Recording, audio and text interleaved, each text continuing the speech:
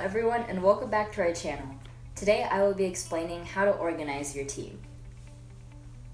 Team bonding. Team bonding activities improve teamwork and team performance. After completing team bonding activities together, employees better understand each other's strengths, weaknesses, and interests. This understanding helps them work even better together on future progress vital to the team. Team bonding also increases productivity, motivation, collaboration, encourages creativity, and communication. So with team bonding, your team will be able to overcome many hardships and work together to create an amazing robot. Team leadership.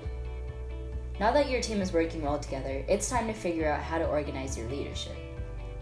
Flat model.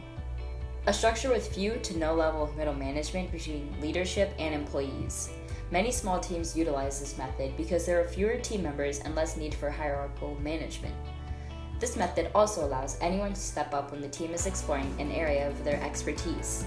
A negative aspect to this method is that you can't manage everyone yourself since there are no team leads. In order to utilize this method completely, your team has to be self-motivated and hardworking. Titles. This method has a structure where there are captains who lead the team, for example, mech team lead or president of the team. This system is good for a large team because they can help motivate and organize the team instead of self-motivation, which can slow the team down. A negative aspect to this method is that in some cases it is too strict and may not allow creative freedom. Organizing your team in a manner that works for you is crucial to having a good season. Create subteams. Split your team into subteams like mechanical, software, and outreach/business, depending on the members' expertise. This is a good method for large teams because it gives the subteam the ability to plan activities and coordinate communications and projects more closely. Meetings.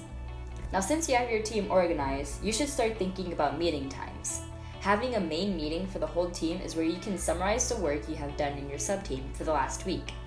This allows the team to stay informed in the current events that have been planned.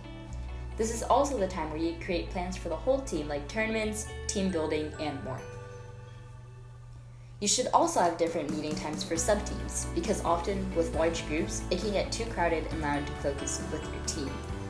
You should use meetings as a time to organize what you're going to do, which will allow your team members to go home and know what they have to work on for the week. And that's how you organize a good team. Your team may or may not work the same way, but this is how our team is organized, and it's been a pretty good experience.